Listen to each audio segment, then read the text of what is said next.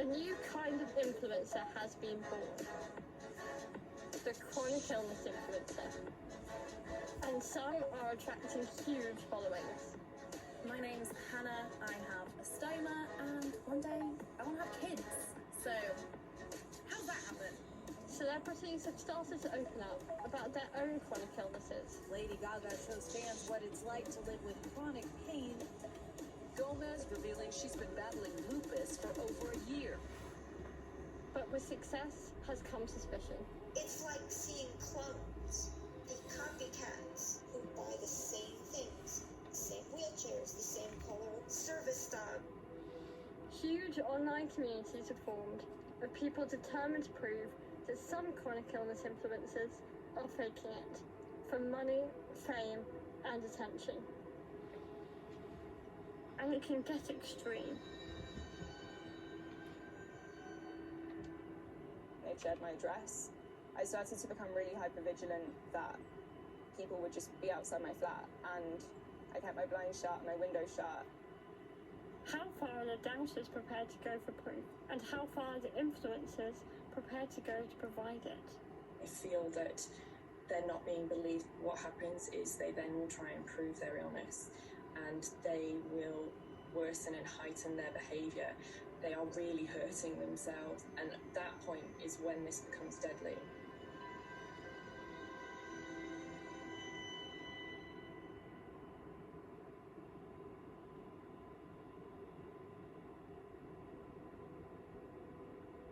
Back in February last year, a friend in the office sent me a link to a Reddit group. People are accusing chronically ill people of faking it, he said.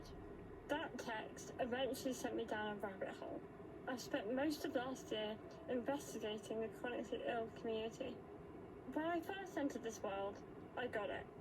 It can be hostile out there if you're disabled or have a chronic illness that disables you. It often feels like you have to fit in with other people's idea of disability. Jess knows the feeling. Hi. Hi. You doing you again? I'm just going to put the phone on the tripod. 1 sec. Would you call yourself an influencer? I guess it's the only way that I can really work and sort of network and generate people to have dialogues with, so yeah. Millions around the world live with chronic illness, and that figure is growing fast, especially among young women. Conditions like EDS, chronic fatigue syndrome, and now long COVID. Getting a diagnosis can take years. From the age of about 10 or 11, I started to experience chronic pain in my back and my legs. Sort of just spiraled as I got older. I was originally training to be a nurse. I ended up having to stop doing that course. So I ended up kind of finding a community online of other chronically ill people.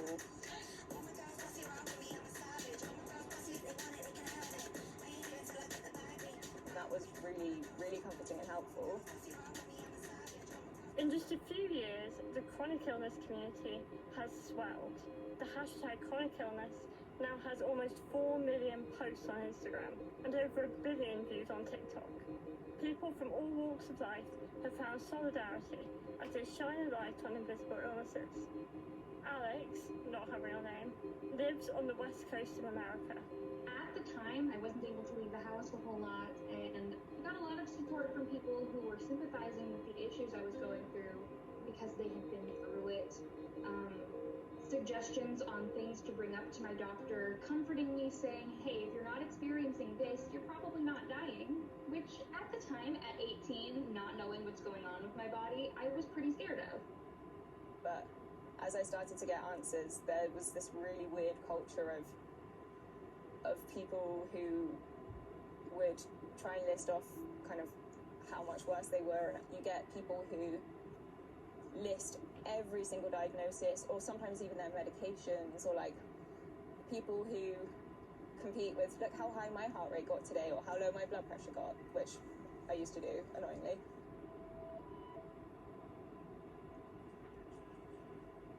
I've had some of the procedures that these influencers post about, and I understand everyone reacts differently. But some things just don't add up. Influencers asking for multiple types of feeding tubes at once into stomachs that supposedly no longer work, and still eating normally. Dramatic videos from hospital beds I'd never have the energy to post. I found other people were sharing similar doubts. There's a Reddit group called Illness Fakers, where nearly 80,000 people act as judge and jury on who is really ill and who is not. They create timelines, scouring influencers' social media profiles for inconsistencies. I remember one of my friends saying that they have some group chats and my name had come up. And I remember going on to try and find whatever had been said and seeing the absolute torrent of information that they were sharing and the thousands of people on there was mapping my family tree and looking way beyond just the things that they're claiming to seek out, which is illness faking, and you begin to question every single thing you've said. And I remember actually being prescribed a medication that could really improve my day-to-day life, and I put off taking that medication for about 3 or 4 months. I looked at everything that had been said and I really, really believed maybe this condition isn't the case. Maybe they are right. Maybe there is nothing wrong. The fear is palpable. Big name influencers have refused to take part in this program because they're so afraid of becoming targets. So who is behind the group? I traced its roots back to a thread on an anti-influencer site. One of the original members was a 30-something I'm calling Amy. I wanted to know why anyone would start a group like this. I know for some people, any discussion of the idea that someone is faking illness is abhorrent. I think if you make it entirely taboo to talk about the idea of people faking, then it's gonna run rampant. Do you regret starting it? I don't know if I'd call it a failed experiment. I think sometimes, that we sort of forgot we were dealing with human beings. It's quite a big problem in the disability community of people not being understood. Do you feel that illness fakers contribute to the idea that people with chronic illnesses are faking it?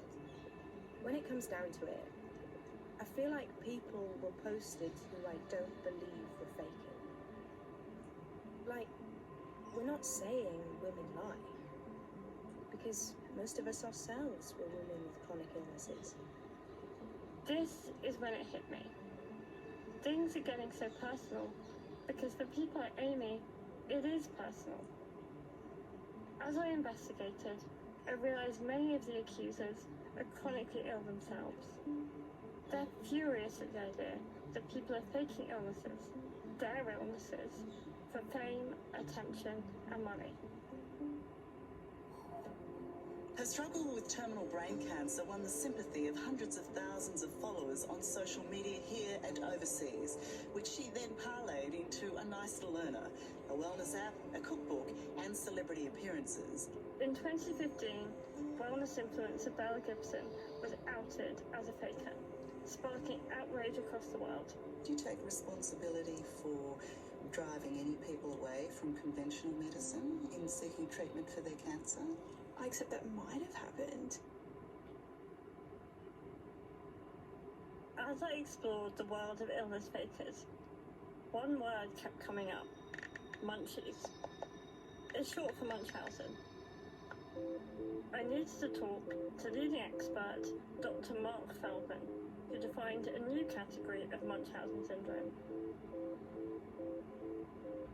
Well, Munchausen by internet is when a person goes online and either feigns or exaggerates symptoms of illness.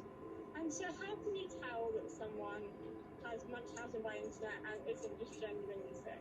Some of them, the posers, are genuinely ill or at least have health concerns.